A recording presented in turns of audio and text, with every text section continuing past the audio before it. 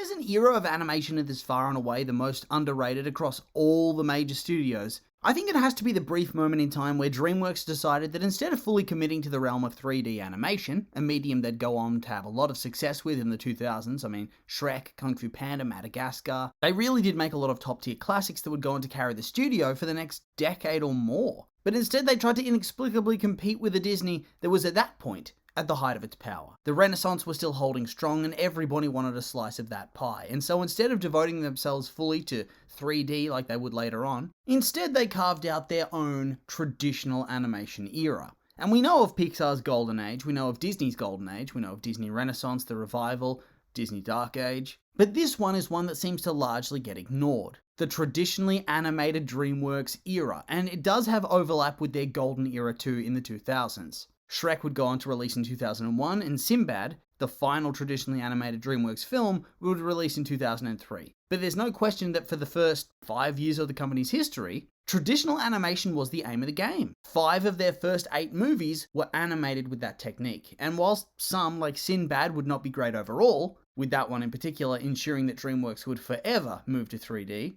there were others that were made that were genuinely good and really don't get enough love. Partly because I don't think people even remember that Dreamworks made these sort of things to begin with, but that is a shame because they are fun. Like, yes, Sinbad was not it, an actual box office bomb that almost killed the studio, but there were good ones too.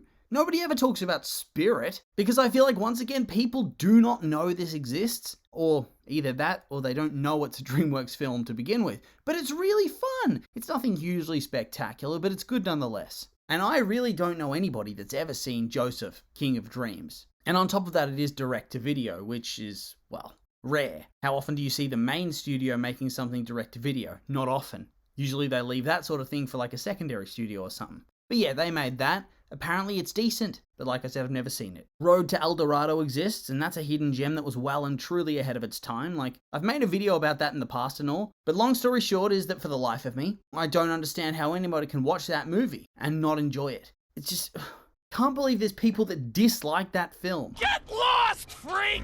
But there's one film of that era that stands out from the pack to me. One that's both well regarded, both at the time of its release and even to the present day, with it getting a particular surge during the COVID lockdowns, that has continued on to the present. And of course, I am talking about The Prince of Egypt. And I hesitate to say it, but you know what, I'm gonna say it. It's a masterpiece. It's a true masterpiece. Like, yeah, but it is still a movie that needs more love. I know, right? It's a masterpiece, but it is underrated somehow. Because this should be on every pantheon of great animated films. It is potentially DreamWorks' best film of all time, but I don't think it gets brought up in these conversations often at all. Part of that is probably just visibility. It didn't make as much money as you'd probably expect, which is the story of DreamWorks' life, really. It grossed $218 million off a budget of $60 million, which, considering its high production costs and the relatively high cost of its promotional campaign, it was a bit disappointing. Those are some pretty low profit margins. But of those people that did go to see it and have seen it in the ensuing years since on home video, such as me, it's garnered a pretty decent fan following. On Rotten Tomatoes, it has a 79% critical approval rating and an 89% audience approval rating. Not too shabby, should be higher if we're being honest, but not too shabby. And it's not really hard to see why that is, why it got such a good reception. For starters, the story pulls no punches here. At the beginning of the film's prologue, the reigning pharaoh orders the infanticide of the newborn baby boys amongst the enslaved Hebrew population. And that's a pretty no-holds-barred way to start a movie, I think. Yikes. In order to save her son, Moses' mother sends him downriver in a basket, begging for God to spare him and guide him to safety, which he does. As after all, if he doesn't, there's no movie. And Moses turns up in the palace of the pharaoh, right in front of the Queen of Egypt and her son Ramses. And, well, she adopts him as her son. And he's raised as a Prince of Egypt, and for a long time, his life seems perfect. He's happy. He enjoys the wealth, rank, privilege afforded to the second son of the pharaoh, with no real responsibilities to speak of. Pretty much, the dude is set for life. Until he's given the gift of a slave woman from Midian, named Zipporah. And after initially treating her pretty poorly, as is expected, he allows her to escape from captivity and escorts her to the border of the city. And this is where everything changes for him. He meets his biological siblings who reveal he is an Egyptian, but he's Hebrew. And this throws his whole life out of whack. And it only gets worse after he gets appointed as chief architect of Egypt and witnesses the brutality of the Hebrew enslavement. Trying to save an old man, he accidentally kills the guard, and also has his dad just casually fess up to genocide after all, as he said, they're only slaves. I guess nobody cottoned onto the fact that Moses is obviously a Hebrew too. Like, baby turns up alone on infanticide day. Nobody clued in that he was clearly Hebrew. Or are they all just massive hypocrites and expect him to go along with it? Moses then flees from Egypt. He turns up in Midian. He becomes a shepherd, a respected member of the community. He marries Zipporah. And everything seems to be going swimmingly until God appears to him as a burning bush and tells him to suck it up and go back to Egypt and free the rest of his people in one of the most powerful scenes in animated history. And so he goes back, he has a couple of song battles with the Egyptian priests and with his brother, the new pharaoh. He unleashes the 10 plagues upon Egypt, concluding with the supernatural slaughter of the firstborns by God, including his nephew by Ramses.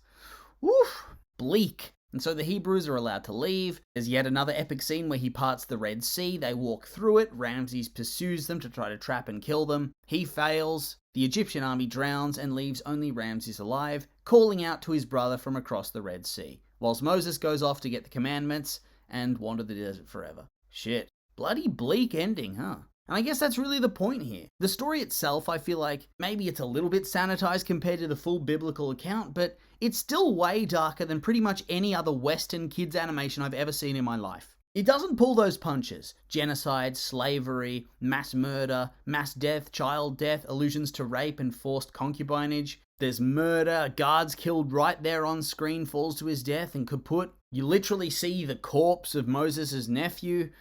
My goodness. So dark, so bleak, so horrific. Yes, there's moments of levity and love and laughter, and also just those epic and hopeful sections too that leave you in awe, but overall, the film is really emotionally charged and dark. And what I liked best is that you see that these brothers loved each other. You see their bond throughout those early parts of the film, and that makes it all the more painful when that bond is severed and when Moses is forced to act against him. And then it ends in such a bittersweet way. On top of that, I felt like the story was told in a really clever way. It's not overly preachy, and thus feels more accessible from a secular point of view. But at the same time, I think it also holds quite true to the biblical accounts. There's a bit of dramatization here and there, a few details changed, but I think that all enhances the story that's being told, because I'll be real, the movie itself, it really doesn't feel like it fits into the era it was released in, or any other era really. It's just truly so unique in its tone and its content. It's hard to explain why. And I suspect that might be one of the reasons why the film didn't do as well as it had initially been projected. I mean, one, it's a religious film, and not to shit on religious films, but usually they're quite poorly made and somewhat cringy. The actual written stories that are often cool when you read the written word become majorly sanitized and became dull and boring. And so I suspect people thought, well, that's going to be the case here. But instead they served up a masterpiece, and it doesn't get enough credit for being so different, so dark in its tone whilst still remaining enjoyable and lighthearted enough for anybody to watch through it. In my eyes, it's one of the early examples of animation, or mainstream Western animation, really pushing boundaries and moving beyond the narrow confines of just for kids. And in a lot of ways, it paved the way for others to follow that example. Visually, the film is one of the most beautiful traditionally animated films of all time. Yeah, that's just the truth. Heavily inspired in terms of its stylistic choices by the artworks of ancient Egypt and contemporary Egypt even.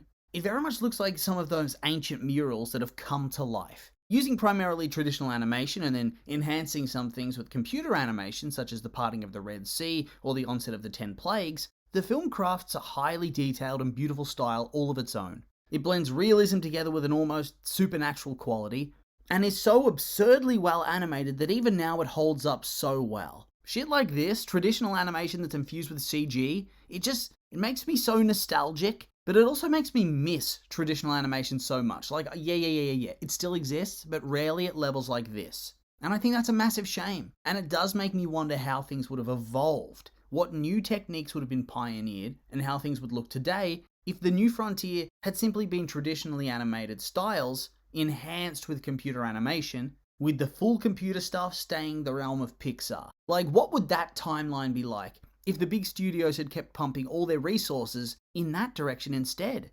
Oh well. But yeah, an epic story with well-crafted characters and a bittersweet ending, grand visuals, beautiful animation, but that's just two elements of our big three. We still need to talk about the sound, don't we? Because my god, if you thought the visuals are good, then the soundscape is amazing.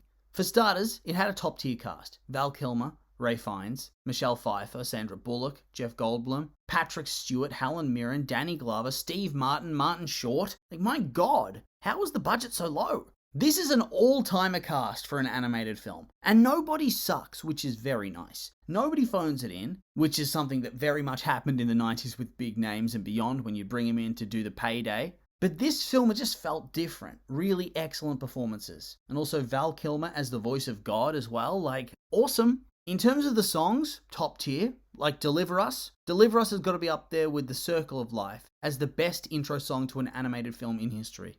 There's All I Ever Wanted, Through Heaven's Eyes, Playing with the Big Boys, Plagues, When You Believe, both the film version, but then also the credits version with Mariah and Whitney. Hell yes. Yes, yes, yes, please and thank you. All-timer soundtrack. And that's just the songs. In terms of the instrumental score, one of the best in animated history as well. The Burning Bush is probably the best of the tracks. But then there's also The Parting of the Red Sea. But those are just two. It is a masterclass the whole way through. Hans Zimmer, you've done it again, son. And so, yeah, this movie, it deserves more. I don't care if it's already had a resurgence in popularity, or if it was already well regarded. It deserves more. It's goated, one of the greatest ever, and I'm tired of pretending like it's not. I feel like even if it's well regarded, it does get buried in the lists of the great animated movies. Even just from the 90s, it tends to get shuffled off to the side. And that's a massive shame because there are few animated films that are better than this. And that's across every studio, across every era. But yeah, not really much else to say on that front. So with all that being said, these have just been my opinions and I'd like to hear yours. What do you think of The Prince of Egypt? Do you like it? Hate it? Think I'm delusional perhaps? I'm curious for your thoughts, so make sure to like, comment and subscribe and let me know.